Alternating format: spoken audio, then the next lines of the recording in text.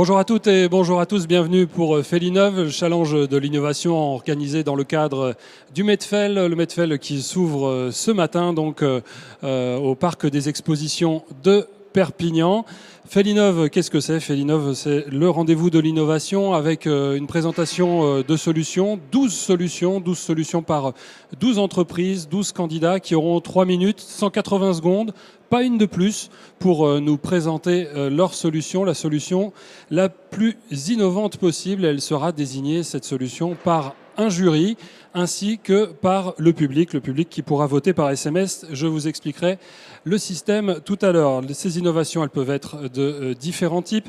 Il peut s'agir d'innovation produit, d'innovation packaging, de variété, de mise en marché ou encore de lutte contre le gaspillage ou ce qu'on appelle plus généralement la responsabilité sociétale des entreprises. Avec, moi je le disais, donc un jury composé de 5 professionnels que je vais vous demander tout de suite d'accueillir. Il s'agit tout d'abord de Stéphane Georget du CTCPA Avignon. Bonjour Stéphane Georget. Alors, bonjour. Merci Stéphane. Donc en deux mots, le CTCPA Avignon, qu'est-ce que c'est? Le CTCPA, c'est le Centre technique de la conservation des produits agricoles. Et on est un centre technique industriel spécialisé dans la transformation des fruits et légumes. Avec nous également ce matin, Christine Reynaud, qui est la directrice du CRT Qatar CRIT. Merci. Bonjour Christine Bonjour. Reynaud. CRT Qatar CRIT, s'il vous plaît. Alors Qatar, c'est un centre d'application et de traitement des agro-ressources. Donc c'est un centre de transfert technologique qui est adossé au laboratoire de chimie agro-industrielle de l'école de chimie de Toulouse. Et nous travaillons sur la valorisation des agro-ressources du secteur de l'agro-industrie. À vos côtés également Anne Bourneau de la société Myrtisul, société dont elle est gérante. Bonjour Anne Bourneau. Bonjour. Donc Anne Bourneau, je suis productrice de myrtilles bio au Portugal et je fais aussi partie de Special Fruit, une société importatrice et exportatrice en Belgique. Merci. Claudia Lankowski de la société Quela, dont elle est responsable des ventes. Bonjour Claudia. Bonjour. Votre société, s'il vous plaît, en deux mots? Oui, chez Kela, on commercialise les fruits et légumes frais en Europe. On a quelques bureaux en Europe et aussi au niveau global. Société allemande. Oui. Nakla. Grégory Lopez, donc vous êtes directeur du magasin Intermarché de Saint-Gély-du-Fesque et vous êtes le 5e membre de ce jury. Saint-Gély-du-Fesque. Au nord de Montpellier. Au nord de Montpellier. C'est ça. Merci Grégory Lopez qui est un fidèle de ce concours. Donc il y aura d'abord le vote du jury. La façon, le déroulé va se passer de la façon suivante. Chaque candidat va nous faire la présentation donc en 3 minutes de sa solution.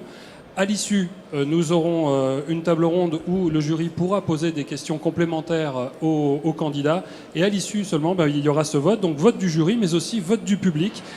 Chaque candidat, il y en a 12, aura une lettre qui lui est assignée, la lettre A pour le premier candidat, la lettre L pour le 12e, la lettre E pour le 5e.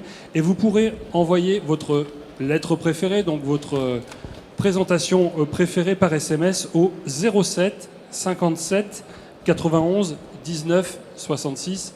07 57 91 19 66. Ça marche aussi pour vous dans le public. On va donc tout de suite commencer avec notre premier candidat. Il s'agit de Béjogrène, une entreprise qui nous vient du Maine-et-Loire. Je vais demander à Yannick Chevret de me rejoindre. Bonjour. Bonjour Yannick. Bonjour, merci. À partir de maintenant, Yannick, vous avez donc 3 minutes, 180 secondes pour nous présenter donc votre solution qui s'appelle Onion Redlander F1. C'est à vous. Très bien, bonjour. Bonjour, merci. Je suis content aujourd'hui de vous présenter la solution Béjo, la dernière innovation Redlander F1, qui est le premier oignon rouge résistant au mildiou. Alors, la problématique du client, ce qui est important, c'est qu'avant tout, le mildiou est une maladie grave, car elle est présente à peu près sur toute la surface française de production et de surcroît, lorsqu'elle est installée, elle est très difficile à combattre. Alors, je passe. Donc du coup, le producteur, il fait des applications préventives car une fois installée, comme on ne peut pas la combattre, c'est nécessaire. Et en parallèle, le nombre de produits phyto disponibles disparaît rapidement et les attentes des consommateurs et des distributeurs sont particulièrement changeantes en ce moment, avec beaucoup moins de résidus dans le produit fini. Alors ce que nous proposons, la solution, c'est Redlander. C'est le premier et le seul oignon rouge au niveau mondial disponible avec une haute résistance au mildiou. On a déjà développé une variété jaune il y a une dizaine d'années et aujourd'hui on arrive donc avec cette variété rouge. Elle est disponible en semences conventionnelles et en semences biologiques. Donc ça permet aux producteurs d'être sur tous les cahiers des charges actuels, notamment le zéro résidu ou le bio. C'est une variété qu'on a développée exclusivement avec des techniques de sélection traditionnelles, l'hybridation et puis l'autofécondation. Alors les résultats obtenus, c'est évidemment la suppression de la haute variabilité, qui peut être une division par 5 des rendements, voire la destruction complète. On a une forte réduction des produits phyto. On a jusqu'à 5000 litres de produits phyto plus eau par hectare de supprimés, ce qui fait 25 litres de produits phyto purs par hectare supprimés. Et au niveau mondial, donc l'ensemble de ces techniques permettent d'avoir une forte diminution de l'empreinte écologique de la production agricole. Voilà. Merci Yannick Chevret pour cette présentation. Vous n'avez pas éclusé l'ensemble de votre temps. On vous retrouve dans quelques minutes. Allez-y, reprenez vos oignons. Et merci encore pour cette présentation. La deuxième présentation, elle nous est faite par Alterbio Phoenix, donc lettre biais. Je vais demander à Emmanuel Echner de venir nous rejoindre. Ah, ils sont deux. Voilà, accompagné de Charlotte Gindre, voilà, de la société Phoenix. Donc vous êtes les locaux de l'étape puisque vous êtes du département des Pyrénées-Orientales. Tout à fait. Bien, vous avez à votre tour à présent 3 minutes pour nous présenter la solution anti-gaspi. Donc Alterbio souhaite faire de la poubelle une exception et nous avons banni le terme de déchets alimentaires au profit de celui de denrées non commercialisables au sein de la société. Notre objectif, c'est de valoriser chaque jour les invendus et les surplus. C'est d'éviter l'impact environnemental de la destruction des produits, notamment par l'incinération des produits, et de surtout gérer la traçabilité au niveau des dons alimentaires. Donc, nous sommes donc partenaires au niveau, avec la société Phoenix au niveau de ce don. Et Alterbio intensifie la lutte contre le gaspillage alimentaire, comme je vous le disais, en plaçant le don au cœur du dispositif de gestion des invendus. C'est un véritable projet d'entreprise puisque nous avons modifié nos process et avec davantage de réactivité sur la décision du devenir du produit. C'est un engagement social, solidaire et environnemental avec un objectif zéro déchet alimentaire. Donc, comment on a mis en place cette solution avec Alterbio? Donc, Phoenix, on agit sur 2 niveaux. Le premier, c'est la sensibilisation des équipes et la mise en place d'une plateforme numérique. La plateforme numérique, elle permet de connecter en temps réel l'offre et la demande de surplus. Donc, l'émetteur, Alterbio dans ce cas-là, va mettre à disposition des produits pour les récepteurs. On a 7 associations réceptrices au niveau local. Cette plateforme, c'est une vision interactive puisqu'on arrive à voir directement le planning des dons, à quelle association récupère quel produit, quel jour. Ça permet une traçabilité complète puisque en important un fichier Excel, on permet de sortir le bon de réception et les attestations de dons. Et enfin, on a toutes les statistiques clés et des indicateurs de performance qui permettent de mettre en avant combien de produits ont été donnés le plus dans le mois, quels sont les ratios en termes d'émissions de CO2, etc., pour pouvoir permettre aux partenaires de mettre en place des mesures correctives. Et au niveau de l'accompagnement, on agit un petit peu comme des coachs anti-gaspi présents pour sensibiliser les équipes, optimiser le don qui serait déjà en place, valoriser le don à l'homme et si ce n'est pas possible, valoriser le don animal. Donc les résultats obtenus sont là, sous vos yeux. En un an, 276 tonnes de fruits et légumes ont trouvé une seconde vie, avec également 80 tonnes revalorisées vers l'alimentation animale. Ça représente 514 000 € de dons aux associations pour 2500 bénéficiaires par mois. Merci. Merci à tous les deux pour la présentation de cette solution partenariale entre Phoenix et Alterbio. Pour voter pour cette solution, ce sera la lettre B. Je vais demander maintenant à Marie-Amélie Lacroix de Prince de Bretagne de venir nous présenter sa solution Articook qu'elle pose sur la table. Voilà, qui va être, qu'on va pouvoir voir juste devant vous. Bonjour Marie-Amélie. Vous avez à présent 3 minutes pour nous présenter Articook. Très bien, merci.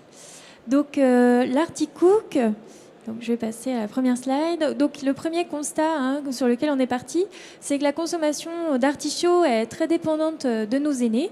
64% des consommateurs à plus de 60 ans et même 32% plus de 70 ans. Donc, et même si la consommation reste relativement stable, donc les jeunes générations et les couples avec enfants ont plutôt tendance à bouder l'artichaut. Et les ventes sont très dépendantes du prix. Il est très rare que l'artichaut soit mis sur la liste de courses. Et donc, on connaît très peu aussi les modes de préparation. Autre constat, donc la maîtrise de la préparation de l'artichaut est souvent un peu difficile à aborder pour le consommateur. Combien de temps il faut pour le cuire? Est-ce qu'on le cuit à l'eau? Est-ce qu'on le cuit à la vapeur?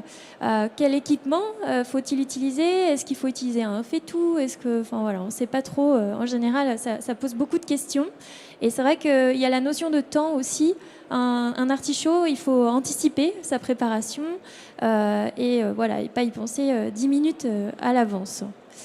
Donc, fort de ce constat, on s'est posé la question de comment lever ces freins qui sont liés à la préparation et puis rajeunir aussi la moyenne d'âge des consommateurs de ce légume qui est, moi je suis chez Prince de Bretagne, un légume essentiel de notre culture légumière. Notre solution à nous, exclusivité Prince de Bretagne, c'est ça, donc l'Articook que je vous présente juste à côté. Et donc il vous permet de cuire l'artichaut en moins de 10 minutes et de façon très simple.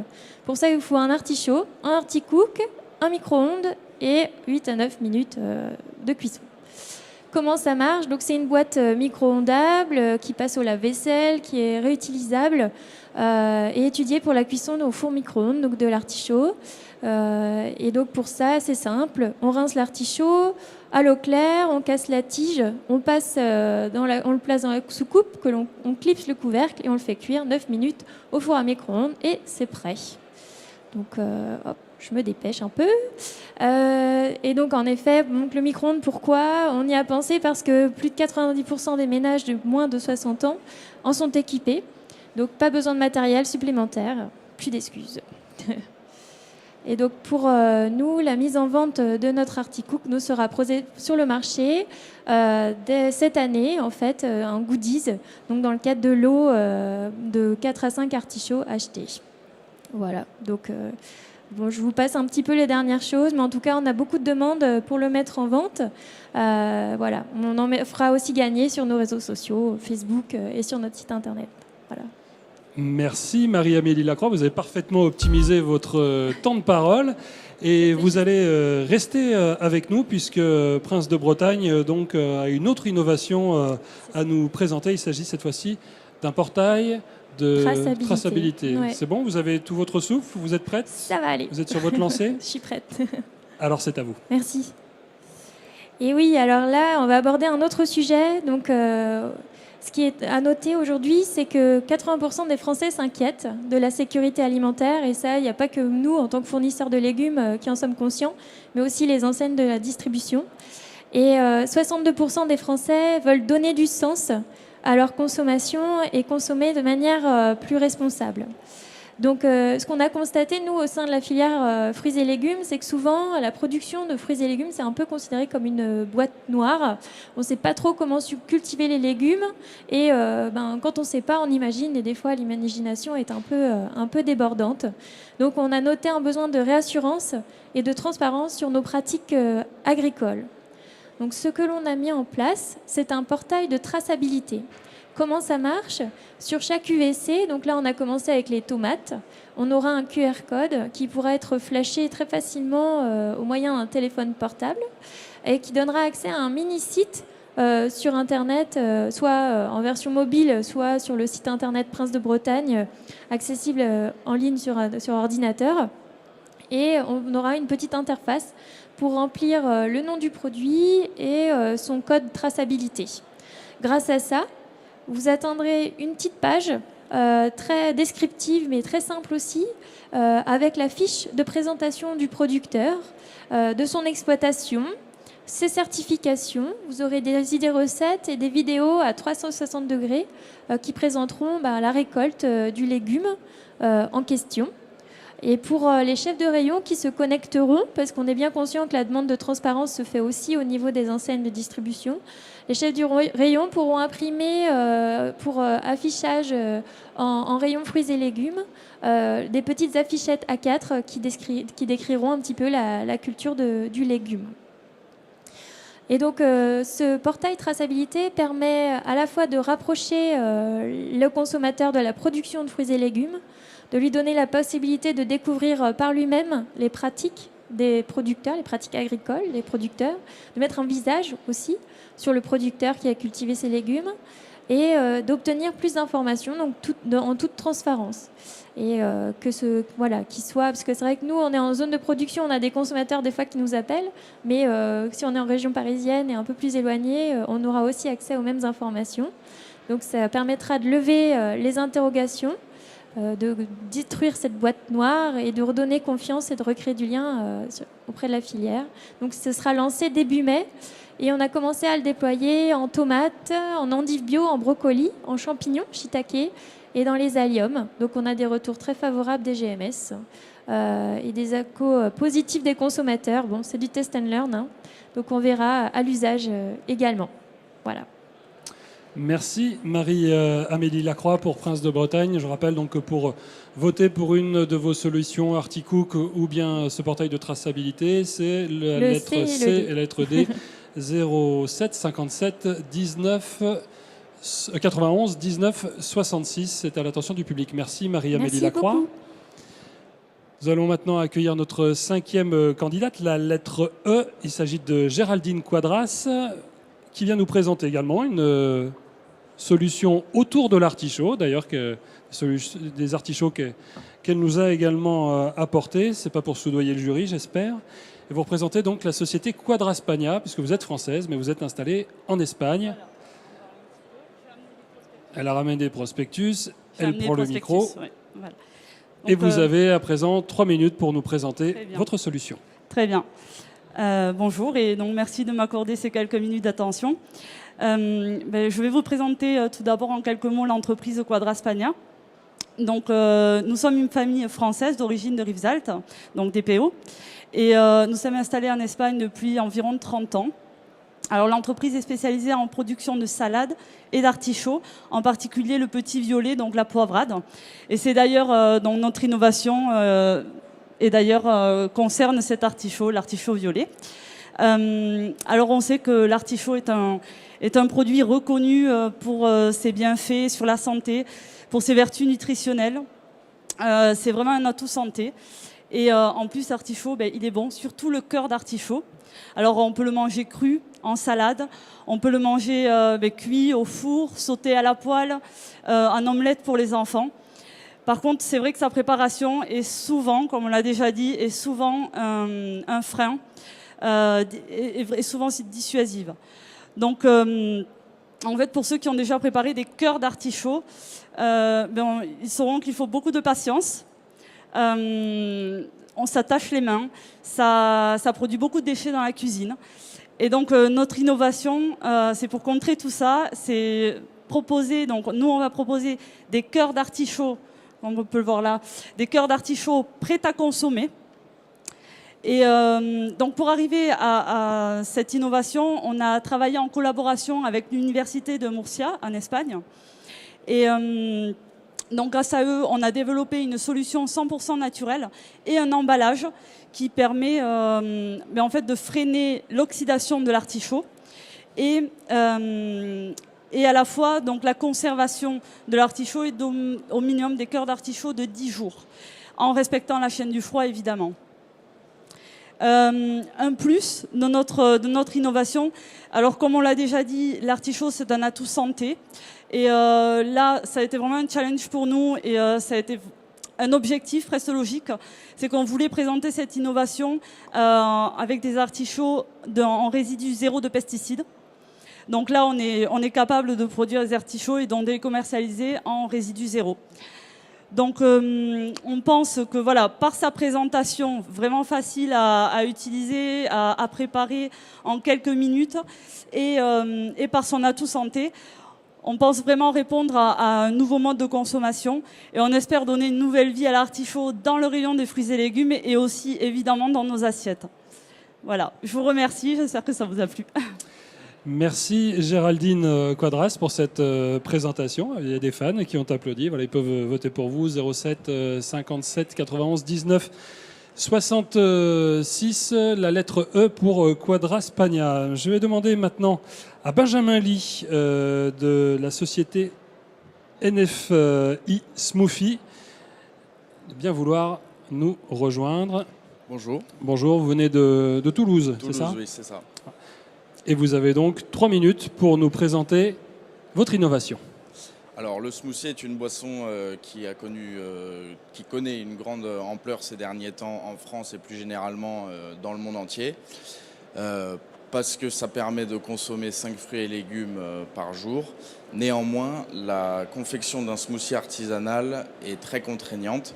Elle nécessite des ingrédients qui sont qui ont des contraintes de saisonnalité, de stockage, de conservation, de gestion des déchets, de la main-d'œuvre, puisqu'il faut préparer, donc laver, découper, nettoyer après le blender, les ustensiles, et donc du temps. L'autre alternative, c'est en fait d'avoir des smoothies industriels qui, eux, sont moins sains, puisqu'ils sont souvent flash pasteurisés, mensongers. On nous vend des smoothies à base de myrtille ou de fruits rouges. Il y a souvent beaucoup de jus d'orange ou de jus de pomme dedans et qui ont un stockage contraignant. NFI Smoothie, alors je ne sais pas si ça passe. Voilà. NFI Smoothie propose un concept qui permet de réaliser un smoothie en fait à l'aide d'une simple pression sur un bouton. L'idée, c'est d'avoir des préparations déshydratées, saines, prêtes à l'emploi, et une machine qui permettrait de les réhydrater à la demande, offrant ainsi un gain de temps et de main-d'œuvre considérable. On veut vraiment être, grosso modo, la Nespresso du smoothie pour les professionnels. Donc toute la logistique est simplifiée et la préparation du smoothie devient alors simple et rapide. Aujourd'hui, il n'y a pas d'équivalent sur le marché. Nos préparations sont réalisées à base de poudre de fruits lyophilisés. Donc je ne sais pas si vous connaissez la lyophilisation, mais c'est une technologie de déshydratation aboutie à basse température qui en fait va consister à sublimer l'eau des fruits. L'eau va passer de l'état de glace à l'état de vapeur. Et ça, qu'est-ce que ça apporte ? En fait, on conserve tous les nutriments et toutes les propriétés organoleptiques des fruits. C'est un moyen de conservation hors pair, puisque c'est cette technologie qui est en fait utilisée par les astronautes ou différents sports extrêmes, et à température ambiante. On a aussi une réduction du poids, facteur 10. Ça nous permet en fait de confectionner un smoothie sain et qualitatif, de respecter la saisonnalité des fruits et des légumes tout en s'affranchissant de cette contrainte, et de lutter contre le gaspillage alimentaire puisqu'on peut utiliser des fruits hors calibre ou des fruits dits moches. Voilà. Donc les résultats pour les professionnels, c'est tout simplement une simplification de la logistique puisqu'en fait on a juste à mettre une capsule, appuyer sur un bouton pour servir un smoothie. Ça nous permet un gain de main-d'œuvre puisqu'on n'a plus besoin d'être là pendant 5 à 7 minutes pour réaliser le smoothie et un gain de temps que nous on estime à 5 minutes par smoothie. Voilà. Il faut savoir qu'aujourd'hui on a réalisé des interviews et il y a à peu près 20% des personnes sur 70 qui seraient prêtes à s'équiper du concept. Merci Benjamin Lee pour avoir parfaitement optimisé votre temps de parole. Société NFI Smoothie, la lettre F au 07 57 91 19 66. À présent, nous allons accueillir Jean-Baptiste Pinel de la société Primeland. Il vient nous présenter Nergy, le baby kiwi. Allez-y, installez-vous. Merci. Bonjour. Bonjour Jean-Baptiste Pinel, et vous avez donc 3 minutes pour nous présenter votre innovation. Bonjour, donc moi je fais partie de la société Primeland. Donc la société Primeland, c'est un groupe coopératif français qui est spécialisé dans le kiwi. Il faut savoir que ça a été Primeland qui a mis en place un kiwi vert à chair verte précoce. C'est le premier opérateur qui a importé du kiwi rouge en France. Donc on est très très orienté sur le kiwi. Et dans le cadre de nos réflexions, on s'est posé les questions suivantes, qui étaient de dire... Voilà, qui était de dire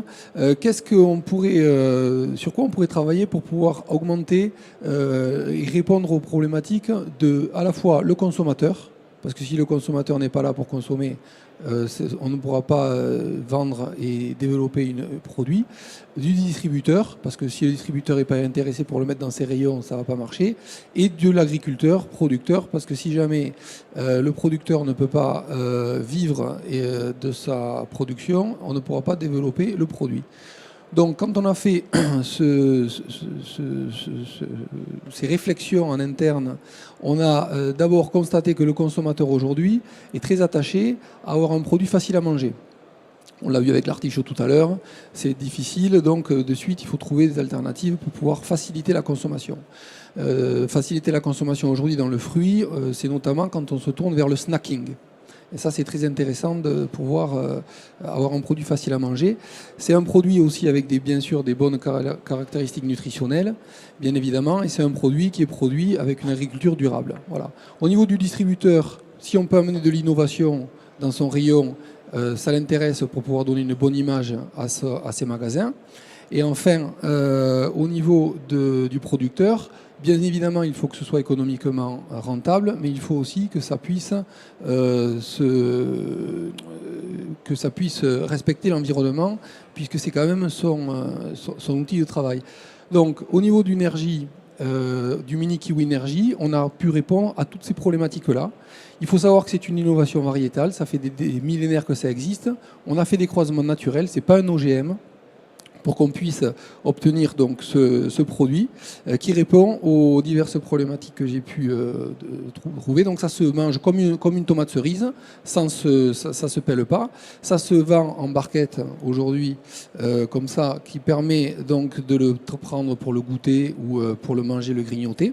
Et donc aujourd'hui, on a réussi à mettre en place, alors je me dépêche parce que ça passe très vite en fait, on a réussi à mettre en place plus de 200 hectares dans 3 pays et on vend ça principalement sur l'Europe et notamment dans les pays de l'Europe du Nord, dont l'Allemagne, puisque ça correspond aux habitudes de consommation de ces pays-là. Merci Jean-Baptiste Pinel pour cette présentation, pour voter pour la solution présentée par Primeland. Donc c'est la lettre G au 07 57 91 19 66. La 8e innovation nous est présentée par Ferme France et Maximilien Rouet, qui est donc avec nous. Bonjour Maximilien. Maximilien qui nous vient donc de Loire-Atlantique. Très bien, Nantes. Vous avez 3 minutes. 3 minutes. Bonjour à tous. Écoutez, vous connaissez certainement l'étiquette énergie sur les frigos. Qui permet en un seul coup d'œil de savoir quelle est la performance énergétique du frigo. Ça existe depuis 30 ans. L'association Ferme France, qui est un collectif d'acteurs de l'agroalimentaire, s'organise pour permettre ça au niveau de la consommation alimentaire au sens large. Donc c'est une étiquette sociétale des produits alimentaires. Donc pour les 5000 références d'un hypermarché, vous allez retrouver une étiquette. Le sujet aujourd'hui, on l'aura tous remarqué, c'est qu'on traverse de graves crises sociétales, les questions climatiques, les questions de fractures sociales, les questions de santé en général, et d'une manière assez brutale, on doit repenser notre modèle économique, on doit repenser notre modèle social. Tout ça, ce sont des nouvelles attentes de consommateurs, des nouvelles attentes de citoyens. Le projet de Ferme France, créé en février 2018, c'est de s'engager ensemble.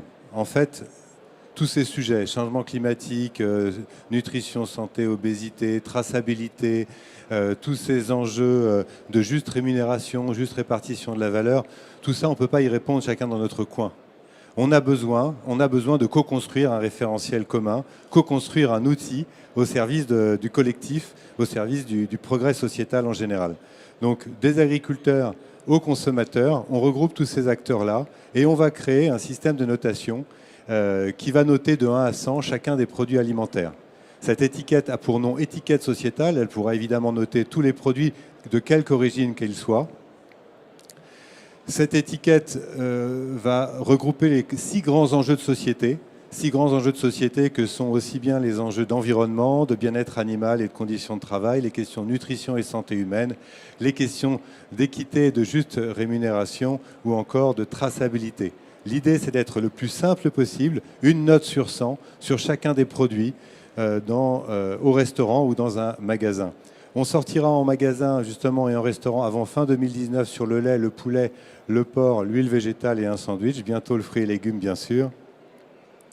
En résultat, aujourd'hui nous avons plus d'une 50aine d'adhérents, dont 60% de la distribution, Intermarché, Carrefour, Auchan, Système U, et puis des acteurs de la transformation, des acteurs de la logistique, des syndicats agricoles, des ouvriers, des PME, bref.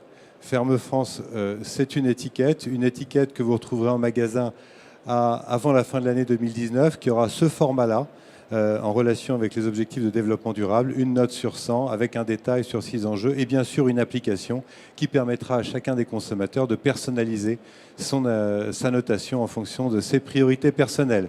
Merci. Merci à vous, Maximilien Rouet. Laissez votre micro. Merci beaucoup pour cette présentation. Pour voter pour la présentation de Ferme France, donc c'est la lettre H au 07 57 91 19 66. Je vais maintenant accueillir Nina Granucci. Nina Granucci qui nous vient de Toulouse et qui va nous présenter Fermented Flours. Je le dis avec un mauvais accent anglais, because you will make that pitch in English. Yes, I will. So it's an innovation too. Mm-hmm. You got 3 minutes. Okay. All right? Okay. Here we go. Thank you. Just imagine we can make 125 million tons of fruit and vegetable byproduct disappear. 40% of all fruits and vegetables that are produced in the world are thrown away as a waste. 125 million tons of fruit and vegetables are produced during juicing. After they extract the juice, everything that's left, the skins, the seeds, and the peel, is thrown away as a waste. But for us, this is not a waste. I told you that we can make 125 million tons of fruit and vegetable disappear. But not only that, we can make new food appears. Hi, my name is Nina Granucci, and we are Green Spot Technology. We develop a fermentation platform that can transform fruit and vegetable byproducts into a high protein, high fiber, low carb, and low fat flours. These flours are naturally produced and is a zero waste process. So everything that's begin the fermentation process end up at the final product. These flours are all gluten-free, and as you can see, our fermentation can decrease sugars and calories, and increase protein, dietary fiber, and also produce a prebiotic fiber called beta-glucan. With this nutritional profile, We can use these flours, these fermented flours, to formulate foods that are usually forbidden in a health or restrict diet. But now, the same food can be used to deliver health benefits, nutrition, and also a pleasant experience. Thank you. Thank you very much, Nina Granucci, for this presentation, this gluten-free fermented flowers. Pour ces, donc, farine fermentée sans gluten. Merci à vous pour voter pour la solution de Nina Granucci et de GreenSpot Technologies. C'est la lettre I au 07 57 91 19 66. La 10e présentation est faite par Marc Denal de Demain la Terre, qui nous vient du Gers. Oui, pas très loin d'ici quand même. Marc, bonjour. Vous êtes prêt? Oui. Vous nous le faites en gascon ou vous nous le faites en français? Non, on va le faire en français. On va le faire en français, très bien. Alors vous avez 3 minutes, c'est à vous. Ok. Bonjour à tous, merci pour votre accueil. Alors, je vais vous présenter l'innovation qu'on développe cette année. Un rapide mot sur Demain la Terre, qui est une association de producteurs de fruits et légumes qui a été créée il y a une quinzaine d'années. Producteurs de fruits et légumes frais et transformés, regroupés autour d'une logique d'agriculture responsable selon la responsabilité sociétale des entreprises. Alors, quels ont été les constats qui nous ont amenés à ces innovations-là? Donc il y a différents contextes, que ce soit au niveau national, européen ou mondial par rapport aux questions d'alimentation et de qualité d'alimentation. On a une demande sociétale de plus en plus forte, notamment sur la question de la réduction des intrants, des produits phytosanitaires si vous préférez. Et on a aussi pris le constat de devoir inciter les producteurs à aller plus loin dans leur logique d'amélioration continue et dans leur logique de leur amélioration de leurs pratiques. On voulait leur donner la possibilité de pouvoir communiquer sur les pratiques et les méthodes les plus vertueuses qu'ils utilisent. Et à ce jour, autre constat, il n'existe pas de démarche dans la filière fruits et légumes qui soit la plus large possible et qui apporte un niveau de garantie élevé sur les problématiques d'agriculture responsable. Donc, solution proposée, c'est donc de la charte Demain la Terre que l'on peut décliner selon de nouveaux concepts en lien avec l'utilisation des intrants. Alors, la charte Demain la Terre, c'est une charte qui est basée sur les 3 priorités santé, qualité, respect de l'homme et l'environnement, une 60aine de critères répartis sur 8 thématiques. Amélioration continue, obligation de moyens de résultats. Donc c'est une charte qui va systématiquement au-delà de la réglementation en vigueur. Aujourd'hui, on trouve un certain nombre de critères relatifs à l'utilisation et surtout la baisse de l'utilisation d'intrants dans la charte. On a voulu aller plus loin et proposer d'alléguer directement sur les produits soit sans pesticides, soit sans résidus de pesticides. On a lancé ça au Salon de l'Agriculture et ça nous a permis de pouvoir donner la possibilité à nos entreprises d'apporter ces garanties-là supplémentaires qui vont au-delà des 60 critères que l'on trouve déjà dans la charte Demain la Terre. Donc on a 14 entreprises adhérentes, 170 000 tonnes de produits certifiés. Et un premier résultat qu'on a obtenu, c'est la baisse moyenne de 30% du recours des intrants sur nos exploitations adhérentes. Voilà. Ce que l'on peut également indiquer, c'est que ça marche plus, ça y est, c'est que parmi nos adhérents, on a déjà des entreprises qui sont engagées. Les premiers audits sont passés, les premiers produits certifiés avec ces allégations-là arrivent sur le marché. Les audits la semaine dernière, la certification cette semaine et l'allégation sur les produits à partir de la semaine prochaine. Merci Marc Denal pour Demain la Terre, fruits ou légumes certifiés Demain la Terre, c'est la lettre J au 07 57 91 19 66. Avant-dernière présentation, je vais demander à Camille Lelarge des Jardins du Midi de bien vouloir me rejoindre. Les Jardins du Midi, c'est au nord de la région Occitanie, dans le Tarn-et-Garonne. Le micro est à côté de vous. Vous êtes prête? Oui. Eh bien, vous avez 3 minutes. Merci. Bonjour à tous. Alors, aujourd'hui, je vais vous présenter notre innovation produit. C'est une gamme d'herbes aromatiques hydroponiques. Alors, grâce à notre solution, nous avons voulu répondre à plusieurs problématiques clients. Donc tout d'abord, comment maintenir la fraîcheur des herbes aromatiques une fois mises en rayon? Comment apporter un bénéfice santé consommateur tout en respectant l'environnement? Alors notre solution répond à ces problématiques grâce à son mode de culture qui est l'hydroponie. Alors qu'est-ce que l'hydroponie? L'herbe est en fait cultivée, immergée dans l'eau, donc ses racines sont dans l'eau, donc cultivée dans des bassins d'eau sous serre. Elle garde sa fraîcheur en magasin car elle est vendue avec ses racines. Donc, je vous montre rapidement.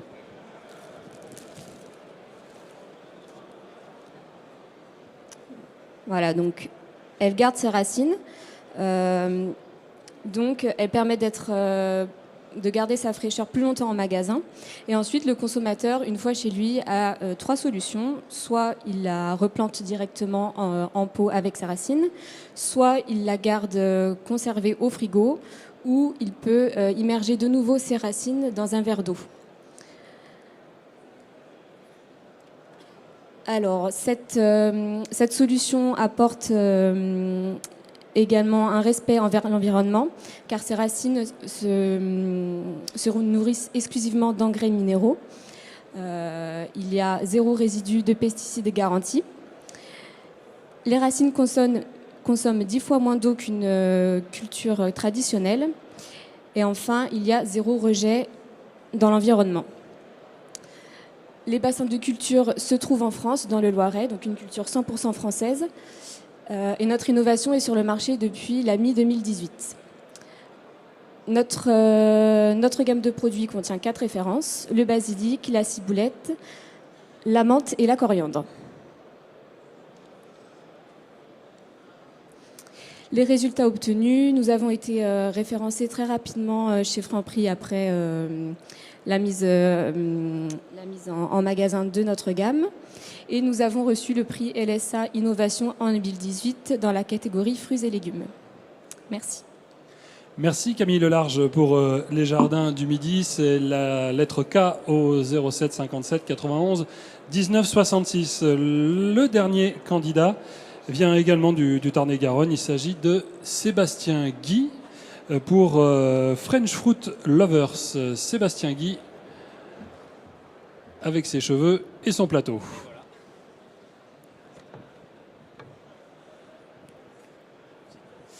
Vous êtes prêt, Sébastien? Oui, je suis prêt. Eh bien, je vais juste vous demander de vous recaler près du plateau. Et vous avez 3 minutes. C'est à vous. Bon, bonjour à tous. Voilà, donc je viens vous présenter cette variété de prunes qui s'appelle Lovita. Alors, pour vous situer un petit peu notre démarche, en fait, on est parti d'un constat assez simple, c'est que la prune, sur un marché de deuxième partie de campagne, c'est-à-dire septembre-octobre, était assez dépourvu de produits. Donc on souhaitait apporter une innovation en termes de date de récolte, mais également en termes de produits. Il faut savoir que mettre en place une nouvelle variété, ça demande beaucoup de temps. Il a fallu travailler sur à peu près une dizaine d'années. Pour vous expliquer, en fait, notre organisation qui s'appelle French Fruit Lover est une structure dans laquelle on réunit des pépiniéristes, des producteurs et des distributeurs. La variété Lovita, elle a été introduite il y a une dizaine d'années en expérimentation par Benoît Escande, donc les pépinières Escande. Benoît a été rejoint par Sébastien Rispe, qui est pépiniériste aussi sur Moissac. Donc la structure est basée en Occitanie, sur Moissac. Il nous a fallu en fait expérimenter, développer autour de cette variété une marque, un packaging. Donc ça, c'était un travail de ces 4 dernières années. Le résultat, c'est surtout un produit. Alors, je ne sais pas si on peut avoir un petit visuel sur le produit qui est assez détonnant de par Voilà, petit visuel. De par en fait son gustatif et de par sa coloration, alors aussi bien extérieure qu'intérieure. C'est une variété donc qu'on ramasse première semaine de septembre, qui fait entre 18 et 20 de Brix, avec une légère acidité et qui lui confère des qualités de conservation assez exceptionnelles puisqu'on en conserve jusqu'à fin décembre. Et en conservation, on garde toutes les qualités gustatives du produit et voire même on les améliore puisqu'on arrive à prendre 1 ou 2 points de sucre en frigo. Donc nous on a lancé déjà sur Madrid et Berlin le produit. On a eu un retour très très bon de la part de tous les acteurs du marché. Et aujourd'hui, on est dans une phase de lancement puisqu'on a déjà plus de 10 hectares de produits lancés. On a des distributeurs qui nous ont rejoints. Et voilà, on a la première campagne qui démarre à partir de septembre. Voilà. Merci Sébastien Guy pour cette 12e présentation à la lettre... c'est donc la lettre L. Voilà, si le jury veut goûter, il est invité à le faire. Pour donc French Fruit Lovers, merci Sébastien Guy pour cette présentation. Pour voter pour Sébastien Guy, c'est donc la lettre L au 07 57 91 19 66. On va maintenant passer à la table ronde. Je vais demander au jury de bien vouloir se répartir autour de la table et pour pouvoir accueillir nos 12 candidats que vous avez donc entendus chacun pendant 3 minutes. Venez vous disposer ici même autour de la table, mesdames, messieurs. Ils veulent pas bouger, ils sont en train de manger des prunes là, ils se sont fait acheter là, c'est fini là. Allez-y, installez-vous, venez bien derrière la table, le jury se répartit. Maximilien Rouet, si vous voulez bien rejoindre les autres candidats. Allez-y, oui, tournez. On va essayer de répartir un petit peu les charges. Il y a un micro donc qui est sur la table à la disposition des candidats et mesdames et messieurs du jury. Donc la parole est à vous.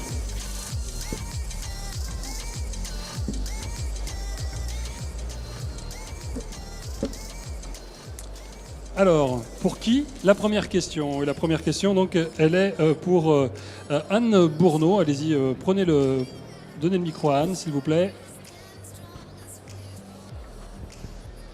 Moi, j'ai une question pour le 10e candidat. C'est Demain la Terre, la production sans résidus de pesticides.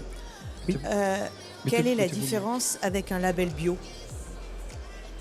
Alors, vous parlez de la notion de sans résidus ou la notion de... En fait, je ne comprends pas. J'ai l'impression que c'est encore un label redondant. C'est-à-dire, quand on met Demain la Terre cultivée sans pesticides, pourquoi ne pas mettre bio? Alors, parce que le cahier des charges bio ne couvre pas l'intégralité des questions relatives à la RSE. Que ce soit sur des aspects environnementaux, donc gestion des déchets, d'énergie, de biodiversité, etc., que ce soit des questions liées à l'économie ou que ce soit des questions liées au social ou au sociétal. Ces sujets-là ne sont pas traités dans le cahier des charges bio, alors que dans le cahier des charges de Demain la Terre, c'est le socle du cahier des charges sur lequel on donne la possibilité aux producteurs de communiquer sur le fait qu'ils ne cultivent pas avec des pesticides. Par ailleurs, on s'appuie sur la réglementation en vigueur qui autorise dans les produits de biocontrôle les produits autorisés en agriculture biologique plus des solutions naturelles que l'on qualifie de biocontrôle, à la différence du règlement bio. Merci pour cette précision. Une autre question? Question de Grégory Lopez, directeur de magasin Intermarché. Alors j'avais une question pour le Prince de Bretagne sur le portail de la traçabilité. Allez-y, saisissez-vous du micro. Donc sur votre traçabilité, est-ce que c'est uniquement pour le moment sur les produits donc Prince de Bretagne ou est-ce que vous allez pouvoir l'élargir à d'autres gammes, d'autres fournisseurs aussi? Alors, Prince de Bretagne, nous, on est des cultivateurs. Je fais partie d'une association de producteurs de légumes frais. Donc, forcément, oui, notre portail traçabilité sera uniquement dédié à nos propres produits.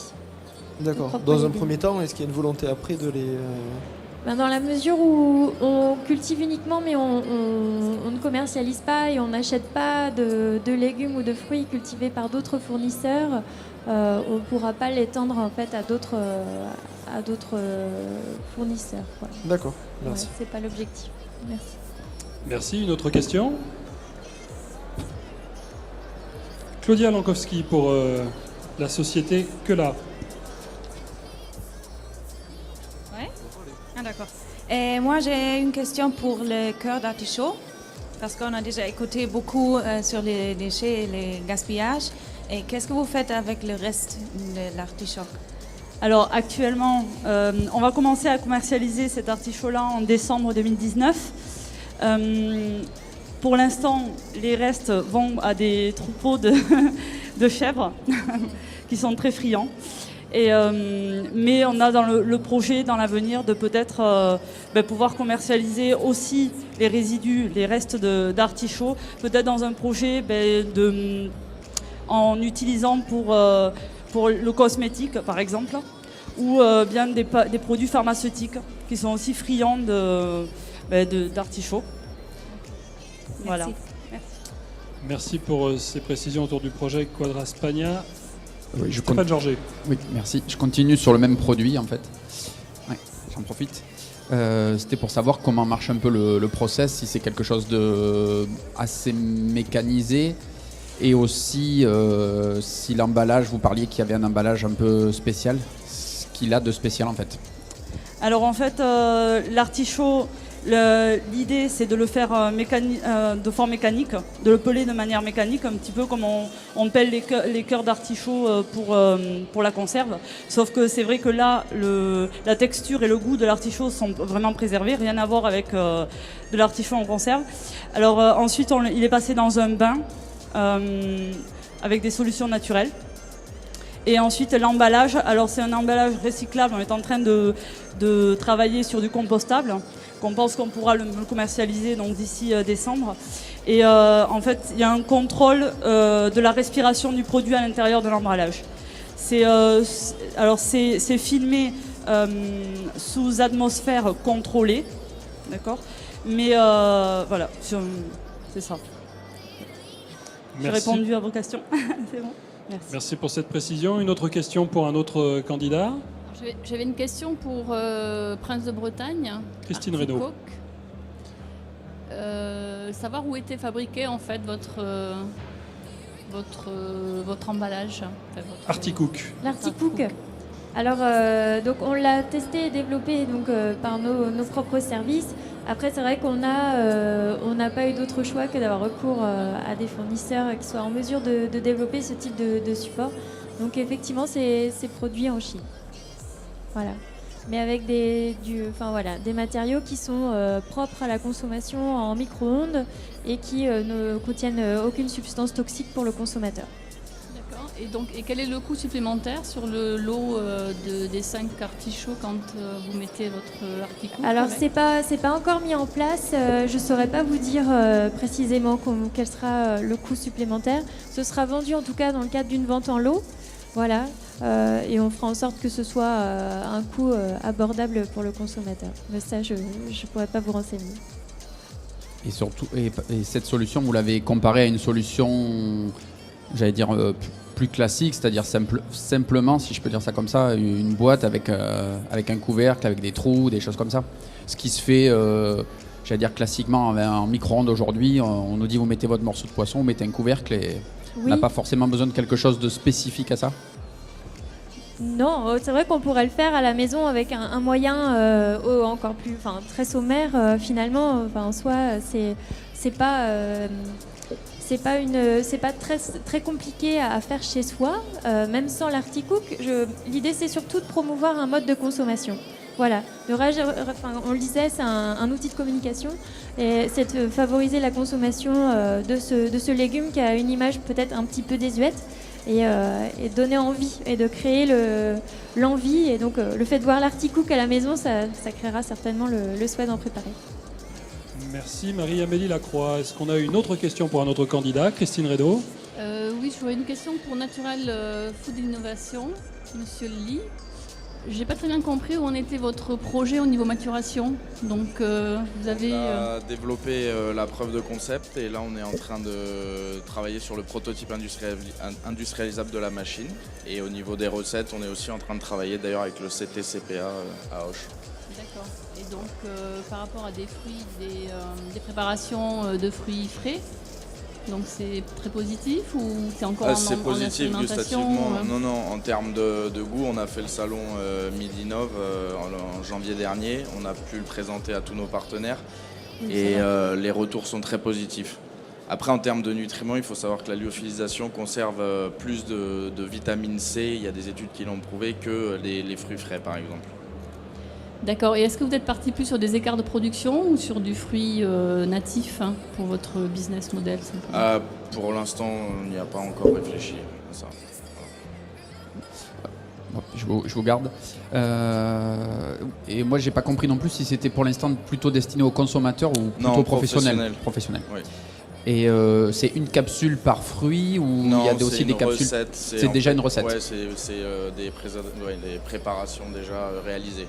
Donc nous on met à disposition 4 recettes aujourd'hui et l'utilisateur a plus qu'à mettre une capsule et appuyer sur un bouton. Et alors ma dernière question, c'est au niveau du prix. Vous avez déjà une idée de combien coûterait une capsule? Nous, on la vendrait entre 1,30 € et 1,50 € pour le professionnel. Merci Benjamin Lee pour cette solution. Est-ce qu'on a une autre question? Oui, allons-y. Moi j'ai une question pour la notation sociétale. J'ai pas bien compris qui juge et qui attribue la note. Alors en fait c'est un collectif aujourd'hui large d'une cinquantaine d'organisations, des entreprises, des associations, des institutions qui définissent le référentiel de notation. Donc c'est comme à l'école, il y a l'éducation nationale qui définit le système de notation et puis on a 800 000 élèves par exemple en seconde chaque année qui sont notés sur le même principe. Là, l'idée c'est d'accueillir tout le monde. Demain, tous ceux qui sont au Medfel peuvent adhérer à travers Demain la Terre par exemple ou en direct. Et l'objectif c'est de construire un système de notation qui soit partagé, c'est-à-dire que tout le monde reconnaisse la validité de ce système de notation avec un système de contrôle ou de neutralité parce que vous avez vos concurrents, vos fournisseurs, vos clients. Donc en fait, personne ne peut vraiment tirer la couverture à lui.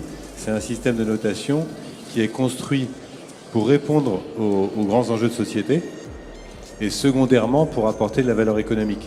C'est un peu, donc c'est vraiment pas un outil marketing que le consommateur et le citoyen rejettent de manière absolue et radicale aujourd'hui. Il y a malheureusement trop d'exemples.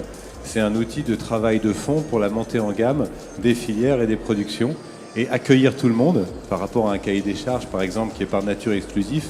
Là, il n'y a pas de niveau minimum, si ce n'est la réglementation, mais à partir du moment où vous êtes au niveau réglementaire, que ce soit au niveau de la production, la transformation ou la distribution, il y a plein de choses bien qui sont faites et qui ne sont pas connues. Donc un seul mot, on rend visible ce qui est invisible. Mais on parle de réglementation française ou européenne ou mondiale parce que là, on joue sur différents tableaux. Voilà. Donc en fait, l'idée, c'est que si ça s'appelle Ferme France, c'est parce qu'à l'origine, on se dit, et peut-être qu'on a tort, que la réglementation française fait partie des mieux-disantes. Et on est tout à fait prêt à entendre que sur tel ou tel produit, c'est pas le cas. Mais en fait, on travaille avec le ministère de l'Agriculture qui lui est infiniment plus calé que nous, ça on reconnaît sur les aspects réglementaires, et qui nous a structuré ça en réglementation française, réglementation européenne, et dans la réglementation européenne, ce qui est partagé par tous, et là où il y a des exceptions, et puis en dehors de l'Union européenne. Là-dessus, j'avoue qu'on s'appuie beaucoup sur les experts, là-dessus comme ailleurs. Le principe de base, c'est où que vous produisiez. Si vous produisez sur le standard de performance sociétale français, vous avez la même note. En revanche, si vous faites du dumping social ou du dumping environnemental ou peu importe, alors là, vous avez une note moins forte. Mais voilà, vous venez du Portugal avec des produits qui sont faits avec la meilleure performance sociétale ou comme en France, vous avez la même note qu'en France. Merci Maximilien Rouet. Oui. Et comment c'est un peu la même question, mais j'attends peut-être quelque chose de plus chiffré. Vos 6 enjeux, donc en fait, c'est la note sur 100, c'est quelque chose de pondéré de 6 critères, c'est ça? Oui. Qui ont à peu près tous le même, qui ont tous le même Alors, poids. non, parce que vous connaissez certainement Yuka. Voilà, donc Oui. c'est une application qui a pour immense avantage d'avoir révélé qu'il y avait une demande des citoyens sur ce type de notation. Et parmi les limites, c'est le même algorithme quel que soit le produit. Donc on va noter un camembert comme une tomate. Évidemment, le camembert est plutôt gras, plutôt salé, et la tomate, pas du tout. Bon. Donc l'un des principes structurants du référentiel, c'est de construire un algorithme par catégorie de produits. Voilà. Et donc on va comparer les pommes entre elles et pas les pommes au Coca-Cola, par exemple. Voilà. Donc ça, c'est un élément structurant. Et ensuite, le deuxième élément structurant, c'est qu'on part du réel sur tous les maillons de la chaîne de valeur. C'est-à-dire que, par exemple, aujourd'hui, pour le poulet, on a plus de 1000 actions qui ont été recensées, de la génétique du poulet jusqu'à la distribution, une action étant smart, mesurable, opposable, objectivable, etc. Et c'est dans l'évaluation de la valeur de chacune des actions qu'on va permettre de constituer la note. Donc c'est vraiment un référentiel de valeur éthique. Toutes les actions n'ont pas le même impact sur, par exemple, la juste rémunération. Il peut y avoir 150 actions pour favoriser la juste rémunération, mais en fait, il y en a 3-4 qui représentent 80% de la performance. On va se concentrer par catégorie de produits sur les 3-4 qui représentent la performance. En tout cas, c'est construit sur ce qui se passe, j'allais dire, en vrai, quoi. En vrai, à l'heure où on parle, on a 14 groupes de travail regroupant plus de 180 salariés ou de nos membres adhérents. Et on est vraiment sur le concret. On ne se raconte pas des histoires, c'est pas pour dans 20 ans, c'est aujourd'hui. Il y a plein de choses qui sont bien faites, mais que personne connaît. Donc on rend visible l'invisible. Merci. Grégory Lopez, vous avez une question. Juste concernant le mini kiwi. Alors aujourd'hui, ça fait quand même plusieurs années qu'ils sont sur les étals et qu'on essaye de les vendre. Est-ce que vous avez prévu une dynamique commerciale? Parce que c'est aujourd'hui le manque d'informations sur ce produit-là auprès du client est réel. Et est-ce que vous avez prévu une dynamique commerciale ou quelque chose pour le lancer et que le client le connaisse? Alors, vous avez raison de dire que ça fait longtemps que ça existe. Ce que je l'ai dit tout à l'heure, c'est une plante millénaire, c'est pas un OGM. Simplement le nôtre, on a obtenu des variétés qui se conservent longtemps dans les rayons et donc qui permettent d'éviter d'avoir beaucoup de casse, et ce qui était quand même un des critères importants pour les distributeurs. Maintenant, là où vous avez raison, c'est que c'est un produit, quand on le teste en qualitatif, qu'on fait des enquêtes au niveau des consommateurs, les consommateurs le trouvent très bon, bien sucré, très pratique à manger, et ils sont contents parce que c'est un produit qui est plutôt respectueux de l'environnement, donc ça répond à toutes leurs problématiques. La note de problématique aujourd'hui, c'est que le consommateur ne le connaît pas. Et ça, c'est le gros souci qu'on a, c'est-à-dire qu'on le met dans le rayon, que ce soit en Allemagne ou en France ou à l'étranger, et après dans le rayon, le consommateur, il se lève pas le matin en se disant « je vais m'acheter un baby kiwi ». Et donc là où vous avez complètement raison, c'est que depuis l'année dernière, on a mis en place des gros programmes de promotion sur le lieu de vente. Ça consiste tout simplement à communiquer et à faire déguster le produit. Parce qu'en fait, on est à plus de 90% des gens qui dégustent, qui achètent. Voilà. Et bon, le problème, c'est qu'on n'est pas Coca-Cola, donc c'est des gros budgets, et donc on met ce qu'on peut pour développer. On a animé plus de 2000 journées d'animation sur l'Europe l'année dernière. Enfin, la saison dernière, et on va continuer cette saison encore. D'accord, très bien, merci beaucoup. Merci pour ces précisions au sujet du kiwi Primeland. Est-ce que nous avons une autre question pour nos candidats? Peut-être une question en anglais, c'est toujours un petit peu difficile de prendre la parole en anglais, on le sait. Nobody? Ok. Bon, eh bien écoutez, il me reste à remercier donc nos 12 candidats. Je vous rappelle donc que vous pouvez voter pour eux au 07 57 91 19 66. Je vais les rappeler tous un à un pendant que le jury délibère et envoie ses notes que je vais recevoir moi-même sur mon téléphone, et comme ça on pourra faire l'annonce des résultats dans la foulée. Je vais reprendre ma fiche dans le bon ordre. Je vous rappelle donc pour la lettre A, si vous choisissez de voter pour la lettre A, donc c'est Béjo Graines France et un oignon Redlander qui donc est résistant au mildiou. La deuxième solution, c'est un partenariat Alterbio Phoenix, une solution anti-gaspi.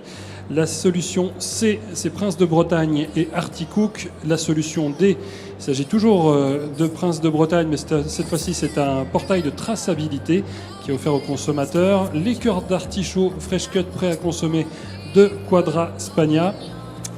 La lettre, ça c'était pour la lettre E. La lettre F, c'est Natural Food Innovation et les smoothies de Benjamin Lee. La lettre G, c'est donc Primeland et les baby kiwis. La lettre H, c'est Ferme France et sa notation sociétale des produits. La lettre I, Green Spot Technology et ses farines fermentées sans gluten. La lettre J, c'est Demain la Terre dans le Gers avec fruits ou légumes certifiés. Les Jardins du Midi dans le Tarn-et-Garonne et leurs herbes aromatiques hydroponiques. Et enfin, Lovita et ses prunes rouges juteuses et d'une saison un peu décalée. Ça, c'est pour la lettre L. Au 07 57 91 19 66. Le jury est en train de délibérer. On leur remercie. Donc je rappelle également les membres de ce jury. Jury de professionnels donc composé par Stéphane Georget du CPA d'Avignon, Christine Reynaud du CRT Qatar Crit, Claudia Lankowski qui nous vient d'Allemagne et de la société Quela, la société portugaise Myrtisul avec Anne Bourneau et enfin Grégory Lopez, directeur de magasin Intermarché à Saint-Gély-du-Fesque dans l'Hérault. Donc le salon commence aujourd'hui, les allées commencent à se remplir. Juste à côté du plateau télévisé, vous avez une énorme tour Eiffel de fruits qui vous est proposée. Elle est magnifique. Et puis il y a aussi un travail d'artiste qui a été réalisé sur pas mal de stands. Vous pourrez les voir dans l'allée centrale avec des pastèques qui ont été sculptées. C'est toujours un plaisir de voir que l'on peut travailler le fruit également de cette manière. Vous aurez également cet après-midi des conférences ainsi que demain qui vous seront proposées en compagnie de professionnels. Et puis bien évidemment, si vous voulez plus de précisions sur ce qui a été présenté par les candidats ce matin, si vous voulez en savoir davantage, vous pouvez aller également leur rendre visite sur leur site. Je vais regarder si les résultats me sont parvenus.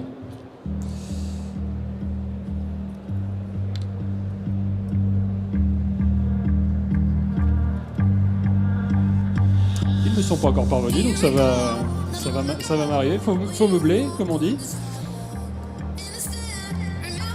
Ça va venir.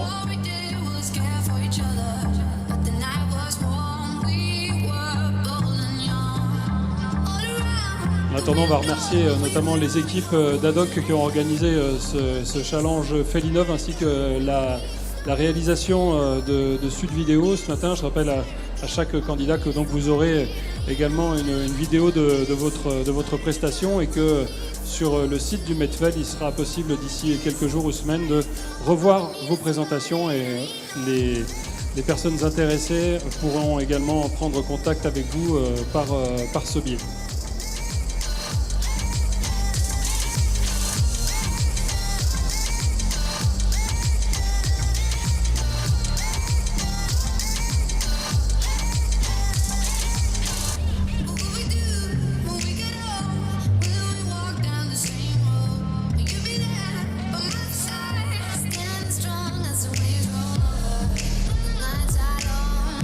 On attend donc 6000 personnes pour ce salon du Medfel. Il faut savoir qu'une centaine de personnes a été invitée pour ce salon, différents acteurs internationaux qui se trouvent dans les allées, des acteurs techniques, des acteurs également importateurs ou exportateurs de fruits qui se baladent un petit peu partout dans les allées, qui sont à la rencontre donc des producteurs et des différentes marques présentes.